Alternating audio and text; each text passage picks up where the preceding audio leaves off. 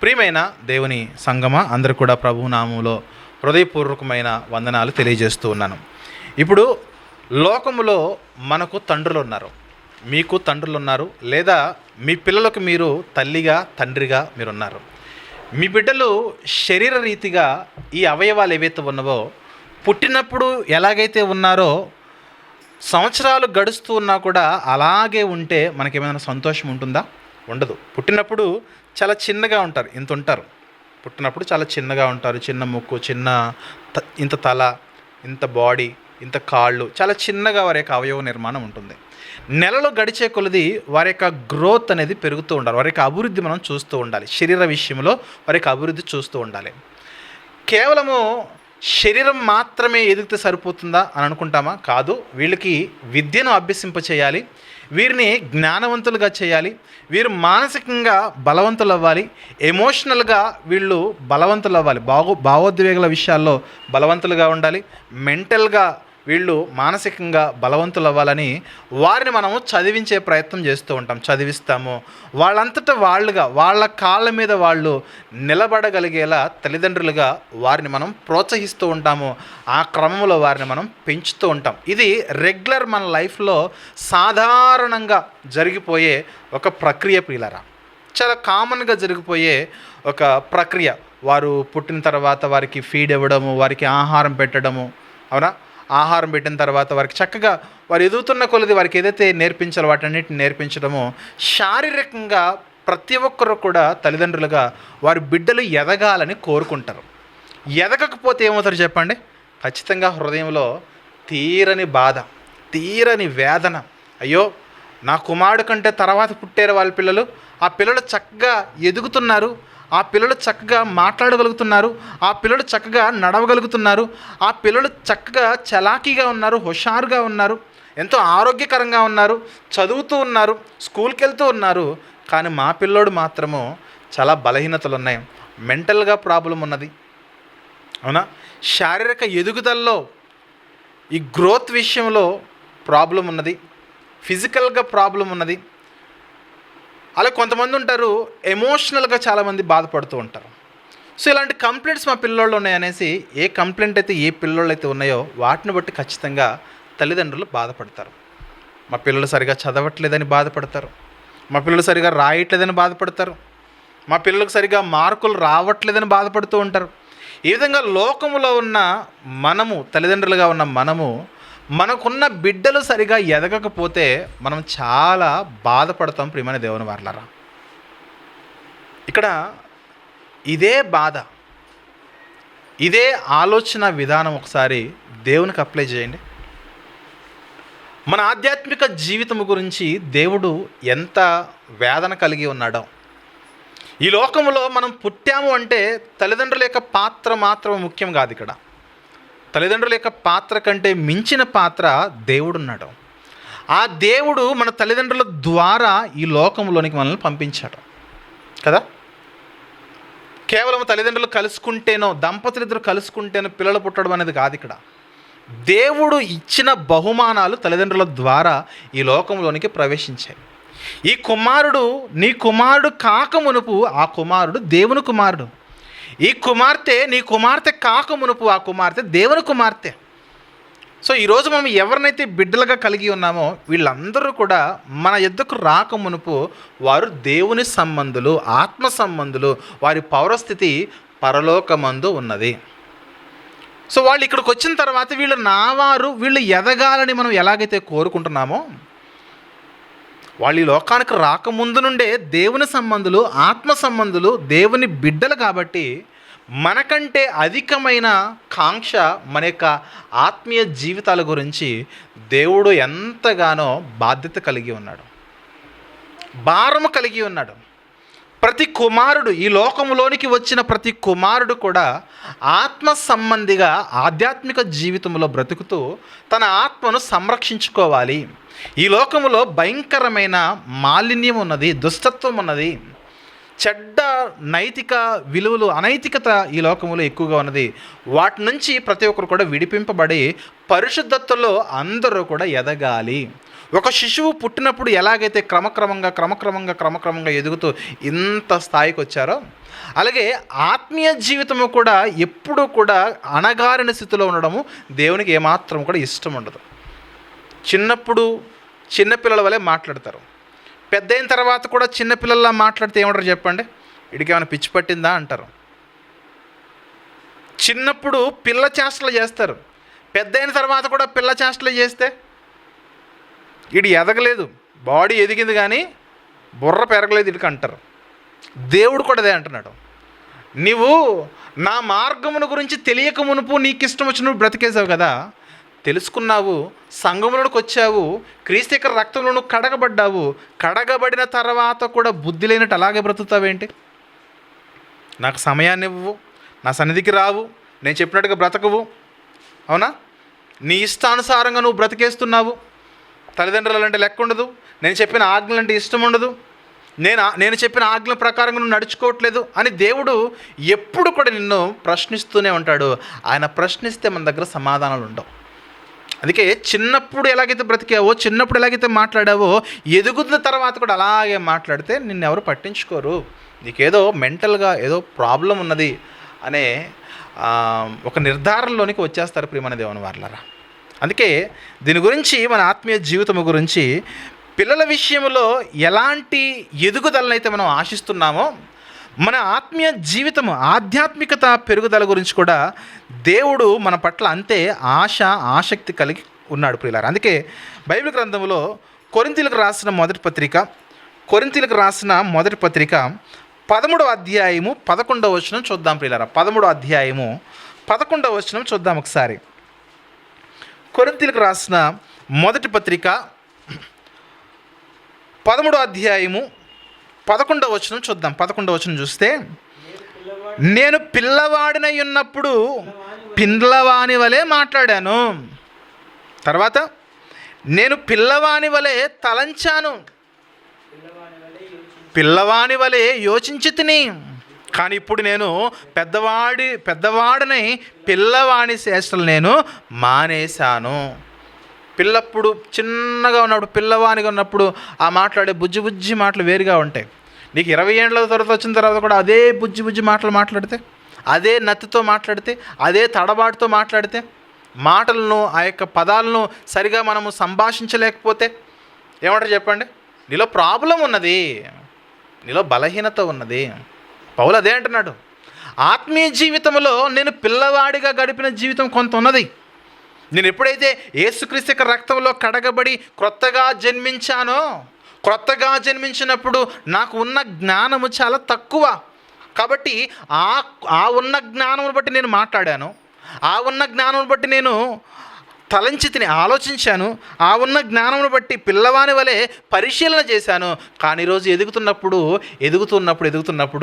ఒకప్పుడు జ్ఞానమున కంటే, ఒకప్పుడు ఆలోచనల కంటే, ఒకప్పుడు తలంపుల కంటే, ఒకప్పుడు పరిశీలన కంటే నేటి పరిశీలన అధికము కావాలి. ఎందుకు ఈ మాట ప్రత్యేకంగా చెబుతున్నాడంటే, సంఘాల్లో అనేక మంది జాయిన్ అవుతూ ఉన్నారు, కానీ సంఘాలలోనికి అనేక మంది వస్తూ ఉన్నారు, కానీ వస్తూ ఉన్న వారి యొక్క తలంపులు ఏవైతే ఉన్నవో, ఆలోచనలు ఏవైతే ఉన్నవో దేవుని జ్ఞానానుసారముగా అవి పెరగడం లేదు. ఆత్మీయ జీవితాలు పిల్ల జీవితాలుగా మారుతున్నాయి, కానీ పెద్దవారి వలె ఆత్మీయ జీవితాలు ఎదగడం లేదు. అది మాట్లాడుతున్నాడు పౌలు భక్తుడు. నువ్వు రక్షింపబడి ఎంత కాలమైంది అని అంటే, 5 సంవత్సరాలు అయిపోయింది, 6 సంవత్సరాలు అయిపోయింది, 10 సంవత్సరాలు అయిపోయింది, 15 సంవత్సరాలు అయిపోయింది, 20 సంవత్సరాలు అయిపోయింది. మరి నువ్వు ప్రార్థన చేస్తావంటే నాకు ప్రార్థన రాదు. పోనీ నువ్వు ప్రార్థన చేయగలవు, చెయ్యి అంటే చేస్తారు, కానీ అది జ్ఞానానుసారమైన ప్రార్థన కాదు. ఏదో చేసాంలేండి వచ్చి రానట్టు చేస్తే కాదు. నువ్వు నేర్చుకోవాలి, ప్రార్థన నేర్చుకోవాలి. యేసుక్రీస్తు వారు తన శిష్యులకు ప్రార్థన నేర్పించాడు. యోహాను తన శిష్యులకు ప్రార్థన నేర్పించాడు. బైబిల్ దగ్గరకు వచ్చి దేవా ప్రార్థన ఎలా చేయాలని అడిగితే దేవుడు మనకు ప్రార్థన నేర్పిస్తాడు. మనం లోకంలో ఉన్నట్లు లోకం యొక్క దురాశలను బట్టి ప్రార్థన చేయకూడదు. ఆత్మానుసారంలో మనము దేవునికి ఎలాంటి ప్రార్థన ఇష్టమో అలాంటి ప్రార్థన మనము దేవుని చిత్తంలో ఉండి మనం ప్రార్థన చేయాలి. ఇక్కడ పాయింట్ ఏంటంటే, దేవునికి వచ్చిన తర్వాత, రక్షణ పొందిన తర్వాత సంవత్సరాలు గడిచిపోతున్నాయి కానీ ప్రార్థనా జీవితంలో అభివృద్ధి ఉండదు.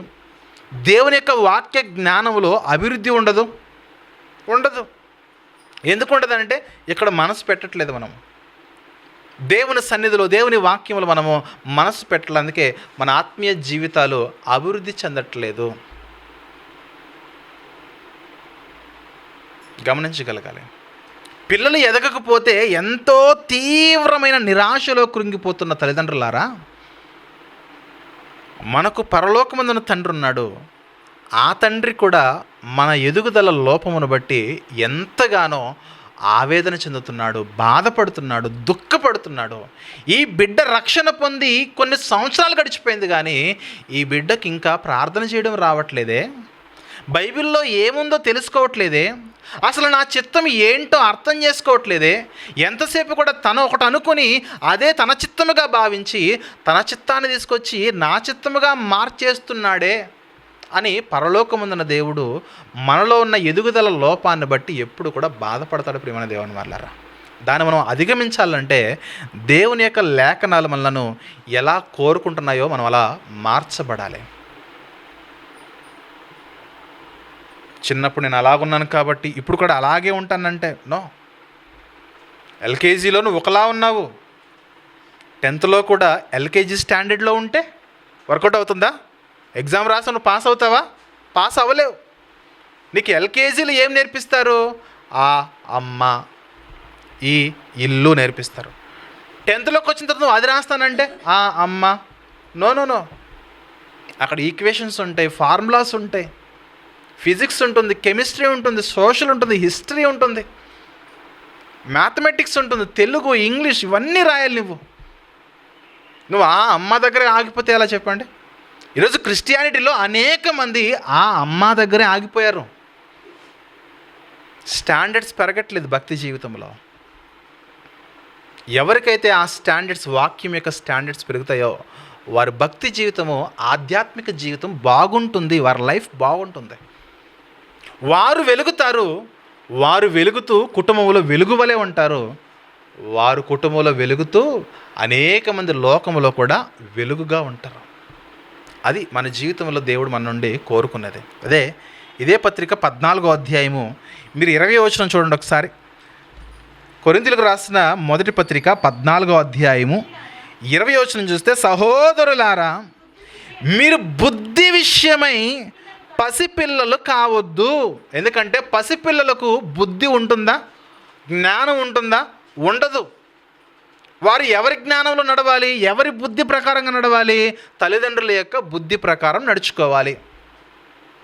ఇలా నడువు నాయన, రోడ్డు పక్కన నువ్వు ఇలా వెళ్ళాలి, ఈ పని చేయాలి, ఆ పని చేయొద్దు అని వాళ్ళు మన అబ్జర్వేషన్లో, మన గైడెన్స్లో వారు ఎదగడం మనం చూస్తూ ఉంటాం. మన పిల్లలు మనం అలా పెంచుతాం.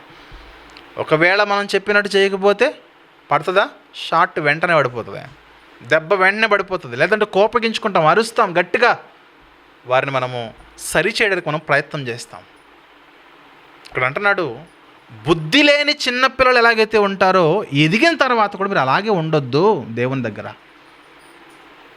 బుద్ధి విషయంలో, దేవుని బుద్ధి విషయంలో పసిపిల్లలు కావద్దు, దుష్టత్వం విషయంలో శిశువులుగా ఉండండి. చిన్నపిల్లల పాపం ఉంటుందా? ఉండదు.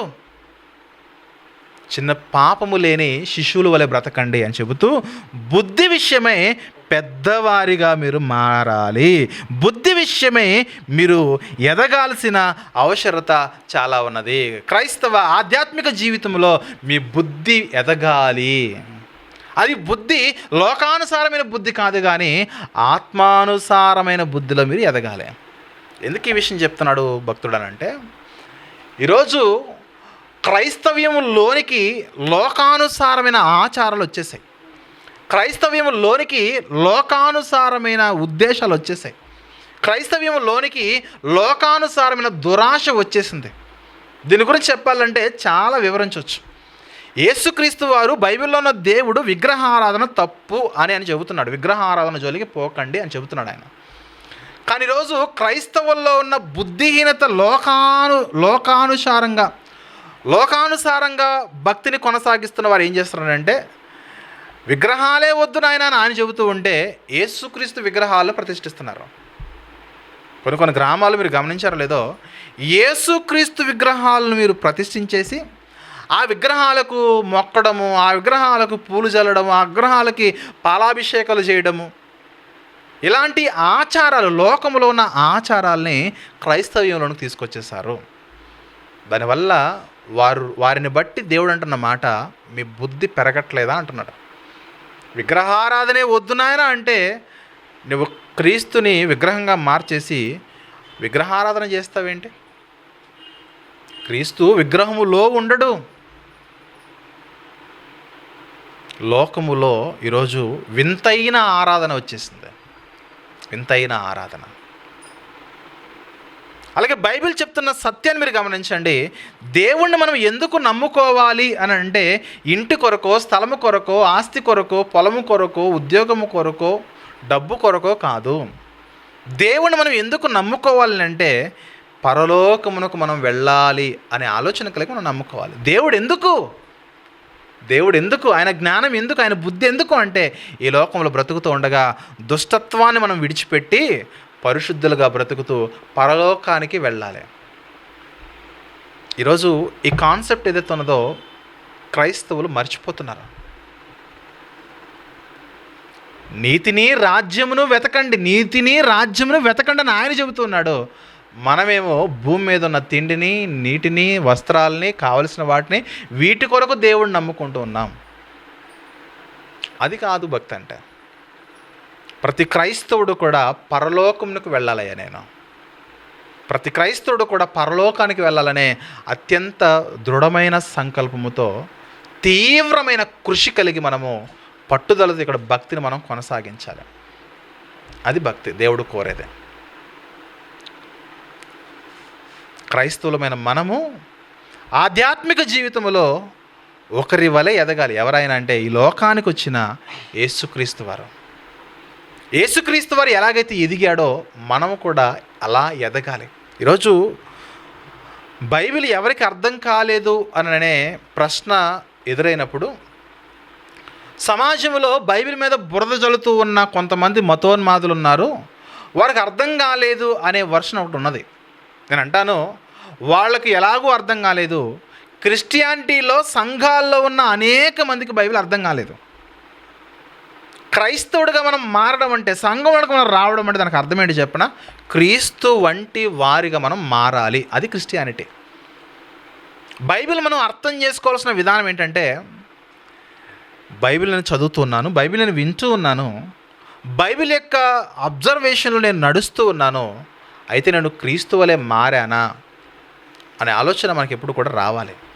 మనం భోజనం చేస్తున్నా, పానం చేస్తూ ఉన్నా, నడుస్తూ ఉన్నా, నిద్రపోతూ ఉన్నా, పండుకున్నా, కూర్చున్నా, లేచినా మనకి ఎప్పుడు కూడా జ్ఞాపకం ఉండాల్సిన ఒక సత్యం ఏంటంటే, నేను క్రీస్తు వలె బ్రతుకుతూ ఉన్నానా, నేను క్రీస్తు వలె జీవిస్తూ ఉన్నానా, నేను క్రీస్తు వలె ఆలోచిస్తూ ఉన్నానా, నేను క్రీస్తు వంటి వానిగా నేను బ్రతుకుతూ ఉన్నానా అనే ఆలోచన స్వభావము మనకు రావాలి ప్రియులారా. అందుకే ఎఫెసీ పత్రికలో పౌలు భక్తులు మాట్లాడుతున్నాడు, బైబిల్ని అర్థం చేసుకోవాల్సిన విధానం ఇది. ఏదో వచ్చేసాము, కొద్దిసేపు కూర్చున్నాము, వెళ్ళిపోయాము, ఇది కాదు. ఇది ఆత్మీయ జీవితంలో ఫలితాన్ని ఇవ్వలేదు. ఆత్మీయ జీవితంలో పరలోక ఫలితాన్ని మనకి ఏది ఇవ్వగలదనంటే, ఈరోజు నేను పాపిగా ఉన్నాను, కానీ వాక్యం దగ్గరకు వచ్చాను, బైబిల్ దగ్గరకు వచ్చాను, యేసుక్రీస్తు దగ్గరకు వచ్చాను, వారు యొక్క ప్రభావం నా మీద చాలా ఉన్నది, నేను యేసుక్రీస్తు వలె మారాను, రూపాంతరము చెందాను అనే స్థితిలో మన సాక్ష్యం మనకు ఉండాలదే అంటున్నాడు. ఎఫెసీ పత్రిక 4వ అధ్యాయము 11వ వచనం చూద్దాం ప్రియులారా. 11వ వచనం నుండి కిందకు కొన్ని విషయాలు మనం చదువుదాం ప్రియులారా. మనమందరము ఎవరు మనమందరం అంటే, పత్రిక రాస్తున్న పౌలు భక్తుడు అంటే చెబుతున్న ఆయన, ఎవరికైతే పత్రిక రాయబడిందో, ఏ విశ్వాసులకైతే పత్రిక రాయబడిందో వారికి, అది కేవలం ఎఫెసీలో ఉన్న సంఘ సభ్యులకు మాత్రమే కాదు, కానీ నేటి యావత్ భూమి మీద ఉన్న సంఘం అంతటికి రాస్తున్న పత్రిక. మనమందరము సంఘములో రక్షణ పొందిన మనమందరము, సంఘములో యేసుక్రీస్తు రక్తం వల్ల కడగబడిన మనమందరము కూడా విశ్వాస విషయములోను, దేవుని కుమారుని గూర్చిన జ్ఞాన విషయములోను యేసుక్రీస్తుని గురించిన జ్ఞానం ఏదైతే ఉందో ఆ జ్ఞాన విషయంలో ఏకత్వం రావాలి. ఏంటా జ్ఞానము? యేసుక్రీస్తు ఈ లోకానికి ఎందుకు వచ్చాడు? నిన్ను నన్ను మనలందరినీ కూడా పరిశుద్ధులుగా మార్చి పరలోకానికి నడిపించాలి అనే జ్ఞానం ఏదైతే ఉన్నదో ఆ జ్ఞానం విషయం మనకు ఏకత్వం రావాలి. సంఘానికి నేను ఎందుకు వెళ్తున్నాను? మానసిక ప్రశాంతత కొరకు కాదు, ఆదరణ కొరకు కాదు, ఉద్యోగం వస్తుందని కాదు, పాస్టర్ గారి ద్వారా ప్రార్థన చేయించుకుంటే రోగాలు తగ్గుతాయి కాదు. సంఘానికి నేను ఎందుకు రావాలంటే యేసుక్రీస్తుని గురించిన జ్ఞానం ఏం చెప్తుందంటే ఈ లోకం మీకు శాశ్వతం కాదు, ఈ లోకం విడిచిన తర్వాత మీరు పరలోకానికి వెళ్ళవలసిన వారై ఉన్నారు, పరలోకానికి వెళ్ళాలనే కాన్సెప్ట్ ఉంది చూసారా? దాని విషయంలో మనం అందరం కూడా ఏకాభిప్రాయం కలిగి ఉండాలి.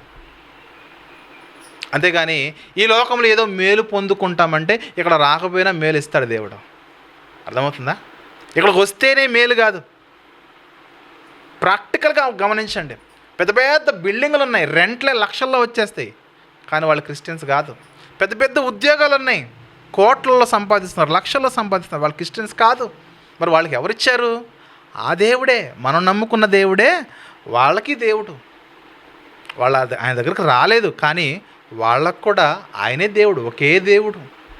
మన దేవుడే వారికి దేవుడు, మన దేవుడే. ఈరోజు మనకు ఎవరైతే దేవుడు ఉన్నారో వాళ్ళని కన్నది కూడా, వాళ్ళని ఈ లోకానికి పంపించింది కూడా ఆయనే.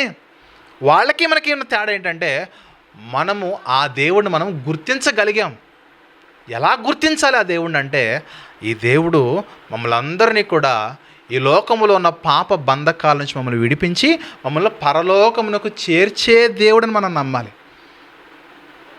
అంతేగాని ఈ లోకంలో మాకు బాగా మా స్టాండర్డ్స్ పెంచుతాను అలా కాదు మనం నమ్మాల్సిందే. అదే అంటున్నాడు.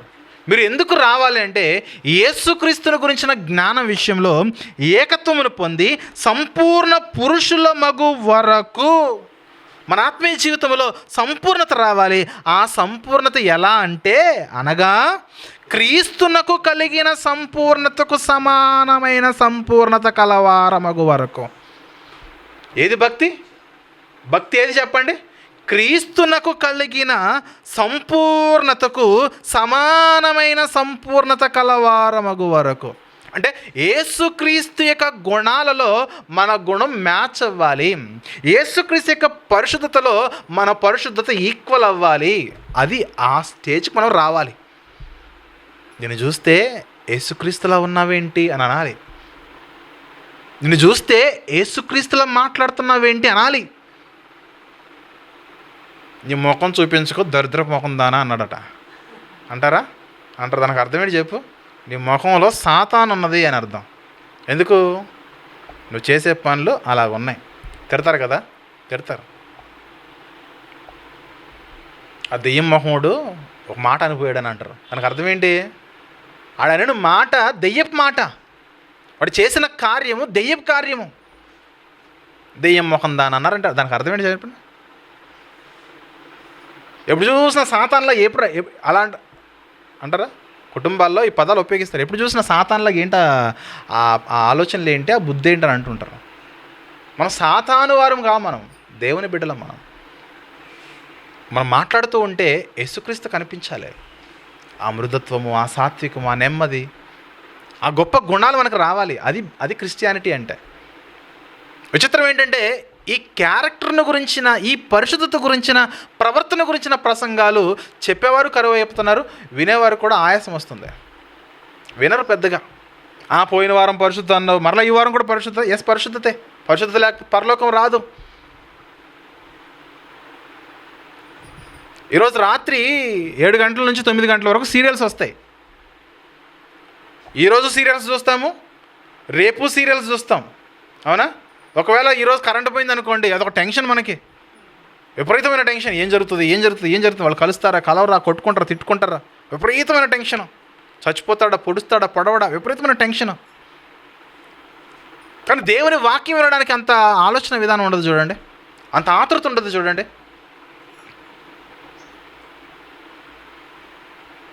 మరలా ఇంకొక ఇంట్రెస్ట్ ఏంటంటే రేపు ఎపిసోడ్లో ఏమొస్తుందో ఒక 10 సెకండ్స్ అలా చూపిస్తాడు. మిమ్మల్ని రేపు కూడా చూడాలని, మీరు రేపు కూడా సీరియల్ చూడాలని రేపు ఏమి రాబోతుందో లాస్ట్లో నెక్స్ట్ ఎపిసోడ్లో కీలకమైన విషయాలు అక్కడ చూపిస్తాడు. మరలా ఇంకా క్యూరియాసిటీ పెరుగుతుంది, ఆతృత పెరుగుతుంది, ఏం జరుగుతుంది అని. అందుకే 7 అవ్వక ముందే ఇంట్లో వంట అయిపోవాలి, 7 అవ్వక ముందే అన్ని పనులు అయిపోవాలి. చక్కగా రిలాక్స్గా టీవీ ఆన్ చేసుకుని చూడాలి. అంటే రేపటి స్టోరీ గురించి ఈరోజు మనం ఎదురు చూస్తున్నాము. కానీ నీ లైఫ్లో రేపు ఉందో లేదో గ్యారంటీ లేని జీవితం. ఆ ఎపిసోడ్ వస్తుంది, కానీ నువ్వు ఉంటావో ఉండవో తెలీదు. ప్రియమైన దేవుని వారలారా, మన జీవితాల్లో సీరియల్స్ మీద బాగా ఇంట్రెస్ట్ ఉన్నది, క్రికెట్ మ్యాచ్ల మీద కూడా ఎక్కువ ఇంట్రెస్ట్ ఉన్నది. టాస్ పడే మొదలుకొని ఎవరు టాస్ గెలిచారు, ఎవరు ఓపెనింగ్ వస్తున్నారు, ఎవరు ఫీల్డింగ్, ఎవరు బ్యాటింగ్. ఫైనల్ మ్యాచ్ అనుకోండి, అసలు ఒక రకమైన వాతావరణం ఉంటుంది రాష్ట్రాలలో, దేశంలో. Cricket fever. కానీ అయ్యో రేపు ఆదివారమే, దేవుని సన్నిధికి వెళ్ళాలి, ముందే సిద్ధపడాలి. అవునా? కావలసినవన్నీ సమకూర్చుకుంటున్నామా? ఒకవేళ నెట్ బ్యాలెన్స్ అయిపోతే, క్రికెట్కైనా సీరియల్కైనా బ్యాలెన్స్ కావాలి కదా, ఆ కార్డు కావాలి కదా, అది అయిపోతే వెంటనే మనము రీఛార్జ్ చేయాలి. ఎంత? 3 నెలలు రీఛార్జ్ 800 అయిపోతుంది అక్కడ. పోనీ టీవీ యాంటీనా, దానికి రీఛార్జ్ చేయాలి 500, 600, లేదంటే ఓటీటీ ఏమంటారు వాటిని, ఓటీటీ ప్లాట్ఫామ్లో సబ్స్క్రిప్షన్ తీసుకోవాలి. దాన్ని డబ్బు అంత ఇంట్రెస్ట్ ఉంది కదా, మరి దేవునిలో ఆ ఇంట్రెస్ట్ ఏమైపోతుంది అని అడుగుతున్నాను నేను అడుగుతున్నాను, దేవుడు అడుగుతున్నాడు ఇక్కడ. క్రీస్తు యొక్క స్వారూప్యంలోనికి, క్రీస్తు యొక్క సంపూర్ణతలోనికి మీరు సంపూర్ణత కలవాటకు మీకు ఎందుకు అంత ఆతృత ఉండట్లేదని అడుగుతున్నాడు. మీరు క్రీస్తు వలె మారట్లేదు కాబట్టే మీ జీవితంలోకి ఇన్ని సమస్యలు.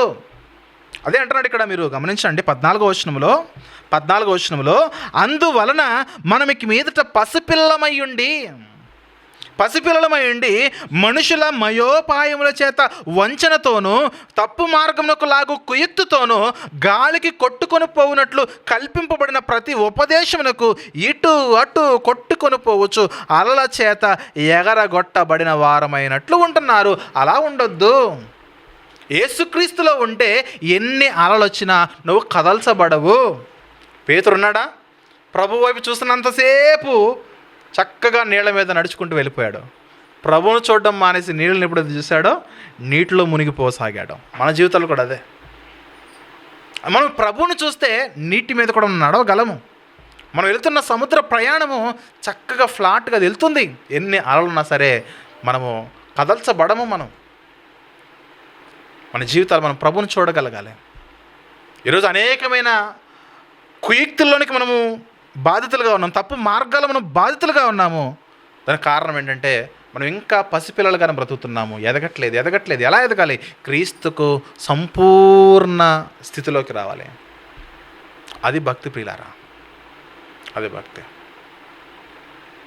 మనకంటే లోకములో ఉన్నవారు బెటర్ అనిపిస్తూ ఉంటుంది. సినిమా బాగున్నా బాగోపోయినా 3 గంటల సేపు దాంట్లో చక్కగా ఉంటాడు. మరి మనం మాత్రము మన ఆత్మీయ జీవితాలను సరిచేసే, మన జీవితాలను బాగు చేసే, పడిపోయిన మన జీవితాలను లేవనెత్తే మాటలు మనము క్రమంగా మనం వినలేకపోతున్నామే. అది మనం గమనించగలగాలి. క్రమము మిస్ అవ్వకూడదు. దేవుని సన్నిధికి వచ్చే విషయంలో క్రమం మిస్ అవుతున్నావా? నీ ఆత్మను నీవే పొడి చేసుకుంటున్నావు, నీ ఆత్మను నీవే చంపేసుకుంటున్నావు. నీ ఆత్మ గురించి నీకు ఏమాత్రము కూడా బాధ్యత లేకుండా బ్రతికేస్తున్నావు. దేవుని వాక్యం చెబుతుంది, నీ బాధ్యతను జ్ఞాపకం చేసుకో, పరలోకం వైపు చూడు. ఎదగని పసిపిల్లల వలె ఉండకు. ఆత్మీయ జీవితంలో ఎదుగు. ఇంట్లో పిల్లవాడు ఎదుగుదల లేకపోతే నీకు ఎంతో బాధ కదా. ఆత్మీయంగా నువ్వెదగకపోయినా పరలోకపు తండ్రికి అంతే బాధ. ఆయన బాధను కన్నీటను తీర్చగలవా నీ భక్తిని సరి చేసుకుని? అది దేవుడు కోరుతున్నాడు పిల్లారా. ఆయన కావాల్సింది అదే. మనలో పరిశుద్ధత కావాలి. మనం అందరం కూడా క్రీస్తు వంటి వారి వలె మారాలి. మారకపోతే ఎన్నో అలలున్నాయి ఇక్కడ. ఈ లోకములో మనకి ఎన్నో అలలున్నాయి, ఎన్నో ప్రమాదాలు, ఎన్నో తుఫాన్లు, ఎన్నో అలజడులు ఉన్నాయి. అవన్నీ కొడుతున్నాయి నీకు, కానీ నీకు సోయి లేకుండా బ్రతికేస్తున్నావు అంతా. ఎన్ని సమస్యలు చెప్పండి, ఒక కుటుంబంలో ఎన్ని సమస్యలు చెప్పండి, ఒక్కొక్కరి జీవితంలో ఎన్ని బలహీనతలు చెప్పండి. మానసికంగా బలహీనంగా ఉన్నారు, శారీరకంగా బలహీనంగా ఉన్నారు, ఆర్థికంగా బలహీనంగా ఉన్నారు, ఆత్మీయంగా బలహీనంగా ఉన్నారు, సంబంధ బాంధవ్యాల విషయాల్లో బలహీనంగా ఉన్నారు.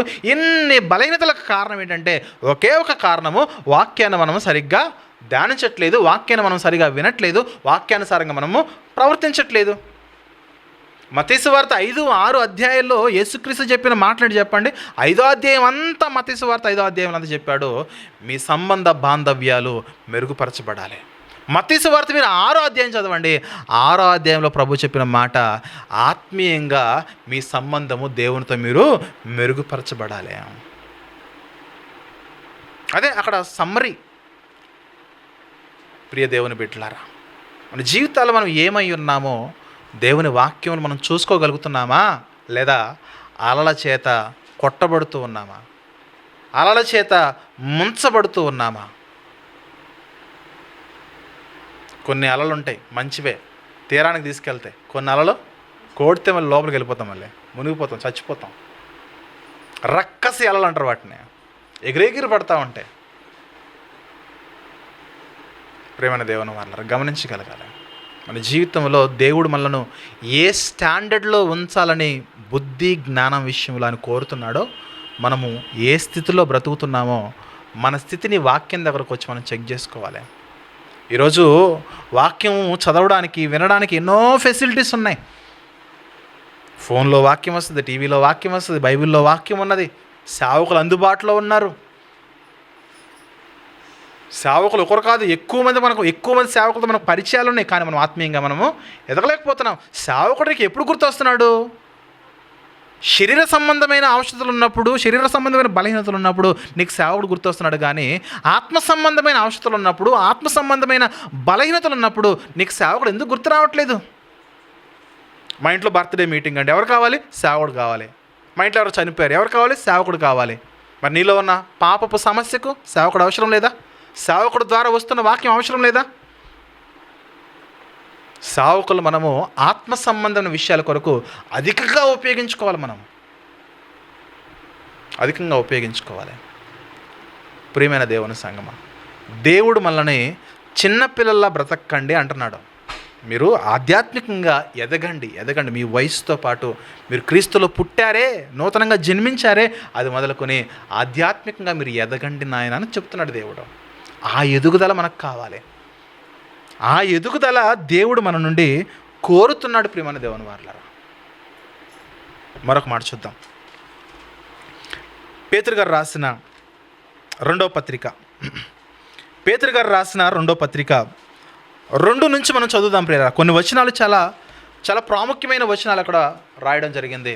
పేతురు గారు రాసిన 2వ పత్రిక 1వ అధ్యాయము 2వ వచనం నుండి మనం చూస్తే, తన మహిమను బట్టి తన గుణాతిశయములను బట్టి మనలను పిలిచిన వాని గూర్చిన అనుభవ జ్ఞానము మూలముగా ఆయన దైవశక్తి జీవమునకు భక్తికిని కావలసిన వాటన్నిటినీ మనకు దయచేయుచున్నందున దేవుని గూర్చినట్టు మన ప్రభువైన యేసుక్రీస్తును గూర్చినట్టు అనుభవ జ్ఞానము మూలముగా మీకు కృపయు సమాధానమును విస్తరించును గాక.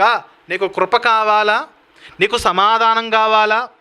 చెప్పండి. నీకు కృప కావాలా, నీకు సమాధానం కావాలా అంటే 2వ వచనంలో చెబుతున్నాడు, మనలను పిలిచిన వానికి కూర్చిన అనుభవ జ్ఞానము నీవు నేర్చుకోవాలి.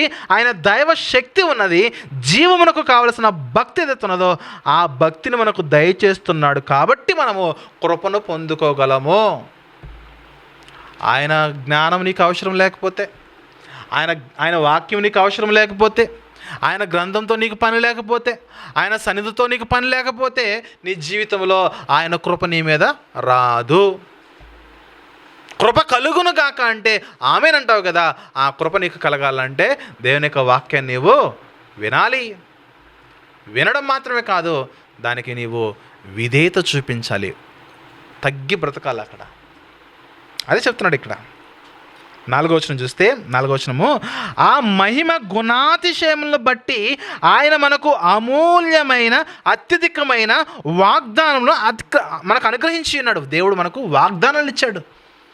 ఆ వాగ్దానాలు మన జీవితంలో నెరవేర్చలేదన్న కారణం ఏంటంటే భక్తి బాలేదు, భక్తిలో జ్ఞానాన్ని సంపాదించుకోవట్లేదు, క్రీస్తు వంటి పరిశుద్ధత మనకు రావట్లేదు, అసలు పరలోకం వెళ్ళాలనే ఆలోచనలు ఈరోజు క్రిస్టియన్ బ్రతకట్లేదు. ఎంతసేపు కూడా ఈ లోకంలో ఉన్న సమస్యలను బట్టే దేవుని దగ్గరకు వస్తున్నాడు. కానీ పరలోకం వెళ్ళాలి, ఈ లోకంలో పాపం ఉన్నది, ఆ పాపం యొక్క సమస్య నాలో పోవాలని దేవుని సందుకు వచ్చేవారి యొక్క సంఖ్య క్రమంగా తగ్గిపోతుంది. లోక సంబంధమైన వాటిని సమకూర్చుకున్నట్టు కొరకు, లోకంలో ఉన్న బలహీనతల కొరకు దేవుని దగ్గరకు వచ్చేవారి యొక్క సంఖ్య పెరుగుతుంది. అందుకే సంఘాలలో ఆత్మను గురించి ఆలోచించేవారు తక్కువైపోతున్నారు, శారీర అభివృద్ధి కొరకు సంఘానికి వచ్చేవారు ఎక్కువైపోతున్నారు. అడుగడుగునా బైబిల్ చెప్పేది పరలోకాన్ని చూడయ్యా. బైబిల్లో చూస్తూ, బైబిల్లో నిలబడి, బైబిల్ని చదువుతూ పరలోకం యొక్క స్థితి ఏ స్థితిలో ఉండబోతుందో నువ్వు భూమి మీద ఉండగానే పరలోకాన్ని టచ్ చేయి అంటున్నాడు దేవుడు. నువ్వు భూమి మీద బ్రతుకుతూ ఉండగానే పరలోకము నువ్వు స్పర్శించాలంటున్నాడు దేవుడు. పరలోకం యొక్క వాగ్దానాలు, పరలోకం యొక్క అభివృద్ధి ఎలా ఉంటుందో భూమి మీద ఉండగానే నువ్వు రెడీగా ఉండంటున్నాడు దేవుడు. అదే కదా. తర్వాత మీరు ఈ వాగ్దానముల మూలంగా 4వ వచనంలో, ఈ వాగ్దానముల మూలముగా మీరు లోకమందున్న దురాశను మీరు తప్పించుకొని, అక్కడ మీరు 4వ వచనంలో, దురాశను అనుసరించటం వలన లోకమందున్న భ్రష్టత్వమును దేవుడు అనుగ్రహించిన ఆయన జ్ఞానపూరితమైన వాగ్దానాల మూలంగా మీరు తప్పించుకొని దేవ స్వభావమునందు పాలివారగినట్లు వాటిని మీకు అనుగ్రహించును. దేవుడు తన జ్ఞానాన్ని కానీ దైవ శక్తిని కానీ మనకి ఎందుకు ఇచ్చాడు అని అంటే, కృప కానీ సమాధానం కానీ మనకి ఎందుకు ఇస్తున్నాడు అని అంటే, లోకంలో ఉన్న భ్రష్టత్వాన్ని తప్పించుకొని వాటిని మనం వదిలేసి దేవ స్వభావమునందు పాలివారగునట్లు వాటిని అనుగ్రహించాను. అది కాన్సెప్ట్. ఇక్కడ దేనిలో పాలివారవాలి చెప్పండి? దేవుని స్వభావంలోనికి మన జీవితాలు వెళ్ళాలి. నువ్వు ₹1,00,000 సంపాదించావా? ₹1,00,000 పరలోకాన్ని కొనుక్కోలేవు. ₹1,00,00,000 విలువ చేసి ఆస్తున్నదా? ₹1,00,00,000 నువ్వు పరలోకాన్ని కొనుక్కోలేవు. ఏదైనా సరే మొత్తం కూడా ఇక్కడ వదిలిపెట్టి వెళ్ళిపోవాల్సిందే. ది గ్రేట్ అలెగ్జాండర్ గురించి వినే వార్త ఏంటి చెప్పండి? చచ్చిపోతూ తన చేతుల్ని బయట ఉంచమన్నాడట. ఎందుకు ఉంచమన్నాడు? నేను ఇంత జయించాను, ఇంత సంపాదించాను, చిల్లి గవ్వ కూడా నేను తీసుకుని వెళ్ళలేకపోతున్నాను అనే ఒక చక్కటి భావాన్ని సమాజానికి వదిలేసి వెళ్ళిపోయాడు ఆయన. అలెగ్జాండర్ ప్రపంచాన్ని గడగడలాడించాడు, వణికించాడు. 100 గజాల స్థలం ఉంటేనే మనం ఎగిరిగిరి పడుతూ ఉంటాం. కానీ 100 గజాలు కాదు, 100కు పైగా దేశాలను ఆయన తన హస్తంలో ఉంచుకున్నాడు. అంత శక్తివంతమైన చక్రవర్తి ఆయన. కానీ వెళ్ళిపోతూ ఏమీ తీసుకుని వెళ్ళలేదు. అందుకే ఈ లోకంలో ఉండగా దేవుడు మనతో మాట్లాడుతున్న మాట, దేవ స్వభావమును మీరు సంతరించుకోండి, దేవుని పోలికలోనికి మీరు రండి. దేవుని స్వభావంలోనికి, దేవుని పోలికలోనికి నిన్ను మార్చేదే క్రైస్తవ్యము. ఎందుకంటే ఆ దేవుడు పరిశుద్ధుడు. ఆయన దగ్గర పరిశుద్ధత మాత్రమే సొంతం. ఆయనకే పాపులకు ఆయన దగ్గర చోటు లేదు. ప్రియమైన దేవుని వల్లరా, నువ్వు పాపములో ఉన్నావు, నీ కొరకు తన కుమారుని పంపించాడు, కుమారుడు రక్తం కార్చాడు, ఆ రక్తంలో కడగబడి నీ పాపాలన్నీ ఒప్పుకొని పరిశుద్ధతను కంటిన్యూ చేస్తూ మంచి క్రైస్తవుడిగా, మంచి క్రీస్తు యొక్క స్వభావాన్ని, దేవ స్వభావాన్ని నువ్వు కొనసాగిస్తే పరలోకం నీదే. ప్రియమైన దేవుని సంగమా, గమనించగలగాలి మన జీవితంలో లోకానికి మనం ఎంత ప్రాధాన్యతనైతే ఇస్తున్నామో దేవుని ఆత్మ సంబంధమైన విషయాల కొరకు అంత ప్రాధాన్యతని ఇవ్వండి. దినములో 24 గంటలుంటే 24 గంటల్లో 22 గంటలు నువ్వు తీసుకో. అట్లీస్ట్ ఆ 2 గంటలైనా దైవ సంబంధమైన కార్యక్రమాల కొరకు, దైవ సంబంధమైన జ్ఞానం కొరకు మనసు పెట్టు. ప్రార్థన, వాక్యము వినడానికి ప్రయత్నం చేయి, వాక్యం చదవడానికి ప్రయత్నం చేయి. సంపాదించుకో. 12 గంటలు కష్టపడతావా? సంపాదించుకో. నీకు ఎంత కావాలో 12 గంటలు కష్టపడు, 14 గంటలు కష్టపడు, ఎంతైనా కష్టపడు, నువ్వెంతైనా సంపాదించుకో. కానీ అతి తక్కువ సమయం ఏదైతే దేవుని సన్నిధిలో నువ్వు పెట్టుబడి పెడుతున్నావో అది మాత్రమే నీకు పరలోకాన్ని ఇస్తుంది. నువ్వు 12 గంటలు కష్టపడినది సంపాదన నీకు పరలోకం ఇవ్వదు.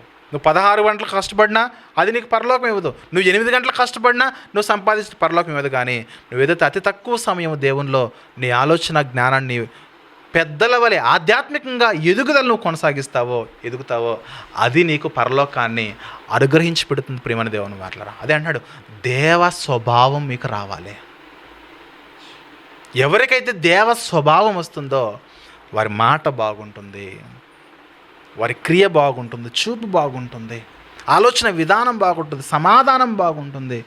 ఎంత పెద్ద తుఫాన్లు వచ్చినా సరే బలంగా నిలబడతారు, ఓర్చుకుంటారు, సంతోషంగా ఉంటారు, సమాధానకరమైన పరిస్థితులు మెయింటైన్ చేస్తారు. వెరీ నెక్స్ట్ రిఫరెన్స్ చదువుకుని మనం ముగించుకుందాం. 5వ వచనం చూస్తే, ఆ కారణము చేతనే మీ మట్టుకు మీరు, ఏ కారణము చేతన? దేవ స్వభావంలో మీరు పాలివ్వారనే ఆ కారణము చేత మీ మట్టుకు మీరు పూర్ణ జాగ్రత్త గలవారై మీ విశ్వాసమునందు సద్గుణమునందు జ్ఞానమునందు ఆశానిగ్రహమునందు సహనమునందు భక్తి యందు సహోదర ప్రేమ యందు దయను అమర్చుకొనండి.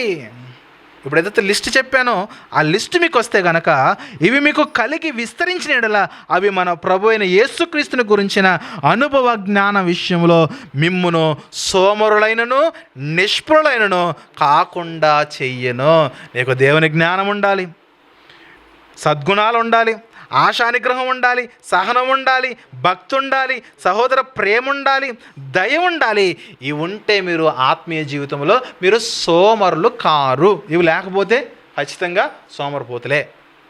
దేవుని జ్ఞానం లేకపోయినా, దేవుని దయ లేకపోయినా, ఆశానిగ్రహం లేకపోయినా, భక్తి లేకపోయినా, సహోదర ప్రేమ లేకపోయినా, దేవుని దయ లేకపోయినా, ఏది లేకపోయినా సరే ఆత్మీయ జీవితంలో మనము సోమరులమే. అంటే శారీరకంగా మంచి ఉద్యోగం చేస్తూ కష్టపడుతూ లక్షలు సంపాదించవచ్చు. లోకంలో నువ్వు గ్రేట్ పర్సన్, కష్టపడేవాడివి నీ ఉద్యోగం కొరకు, కుటుంబం కొరకు. కానీ ఆత్మీయ విషయంలో ఆత్మ గురించి నువ్వు పట్టించుకోవట్లేదు కాబట్టి నీవు ఆత్మీయ జీవితంలో సోమరుడివి, నిష్ఫలుడవు. నీ వలన నీ ఆత్మకి ఎలాంటి ప్రయోజనము 1% కూడా లేదు. ఎంత క్లారిటీగా ఉందండి బైబిల్. మామూలుగా చదువుతున్నా కూడా అర్థమైపోతుంది కదా. ఇలా చదవాలి మనం. ఇలా చదవాలంటే ఆత్మ సంబంధమైన అభివృద్ధి మనకు అవసరం, ఆత్మ సంబంధమైన ఎదుగుదల మనకు అవసరం. ఏముందండి, నాకు 35 అయిపోతున్నాయి అవునా, మీకు 40 అయిపోయి ఉండొచ్చు, 20 అయిపోయి ఉండొచ్చు, 45 అయిపోయి ఉండొచ్చు, 50 అయిపోయి ఉండొచ్చు.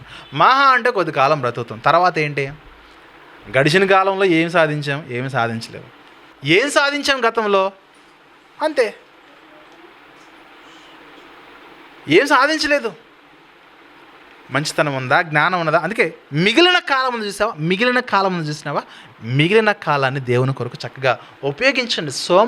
సోమరితనంలోకి మనం రావద్దు, నిష్ఫలం కావద్దు.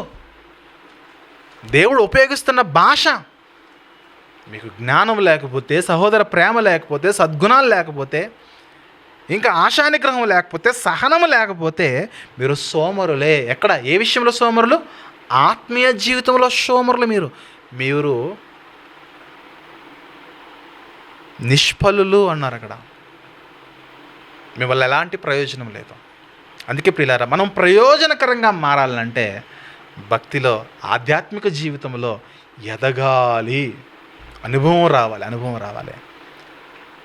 అంటాం కదా, ఒరే వయసు పెరిగితే సరిపోదురా, కొంచెం జ్ఞానం కూడా పెరగాలరా. ఎదిగిన వాళ్ళనే అంటాం మనం.